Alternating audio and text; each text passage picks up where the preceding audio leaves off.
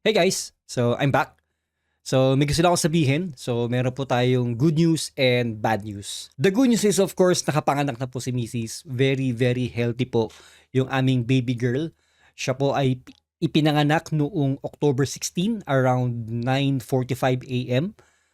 She is weighing 3 kilos exactly. At pinangalanan namin siyang Abigail Rafa Guanzon. Talagang I thank God talaga sa blessing na talagang safe po yung delivery ni Mrs. And of course, I thank God financially kasi nabayaran namin lahat ng bills namin. Even yung mga medications na kailangan nila after the delivery. Okay, so punta tayo doon sa bad news. Unfortunately, hindi po ako matutuloy sa Finland sa kadahilanan na na-deny po yung visa ko. Sa totoo lang, hindi ko talaga maintindihan kung bakit ito na-deny dahil kumpletong-kumpleto yung documents ko. Lahat talaga, yung kung ano yung sinabit ko last year, much better pa yung sinabit ko ngayon. Kumbaga mas kumpleto yung last year kasi may mga hinabol pa akong papers eh. Pero ngayon, talagang kumpletong-kumpleto yung ibinigay ko lahat-lahat talaga. Pero somehow ako po ay talagang na-deny dahil daw po yung justification ko ng aking purpose and condition of the intent of to stay doon ay hindi ko daw na-provide, which is doon ako nagtataka dahil nga kumpletong-kumpleto naman yung papers ko. Sa totoo lang masakit kasi alam niyo yung feeling ng rejection, mahirap talaga, 'di ba? So same way po yung nararamdaman ko ngayon. Ang hirap. Of course, nakakahiya sa Supercell. Syempre, gumastos sila doon sa mga reservations and whatnot.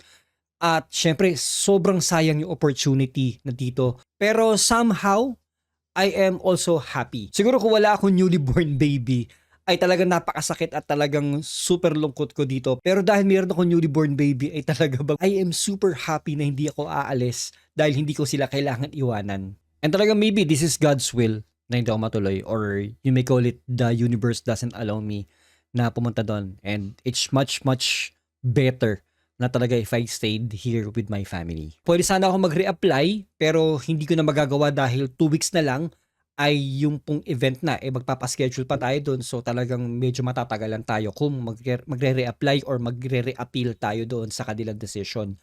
So nag-usap na kami mag-asawa na talagang hindi na ako aalis, and nagsabi na ako sa Supercell na hindi ako makakapunta dito. Pero magbabalik stream pa rin ako sa November 1 na po. So yung November 1, 2, and 3, yung pong mismong championship ay i-stream ko. Dito na lang po tayo sa bahay, and yung makikita na lang po natin yung mga labanan nila dito, yung nga po sa November 1, 2, and 3. For the meantime, hindi muna ako magla-livestream dahil nga po nag-aalaga tayo ng baby natin. Pero mag-a-upload pa rin ako ng mga videos in the coming days, kaya abangan nyo po yan. So maraming salamat po sa patuloy na gumagamit po ng creator code ko. Napakalaking tulong po ng creator code. Sa mga di nakakaalam, yung pong creator code ay isang commission-based po ito ng COC o ng Supercell sa akin sa mga everything na binibili ninyo like gold passes, skins, mga sceneries, lahat po yan. Basta anything na money involved, meron po akong 5% na commission dito. Hindi siya ganun kalaki, pero pagka pinagsama-sama na yung mga gumagamit ng creator code ko ay nagiging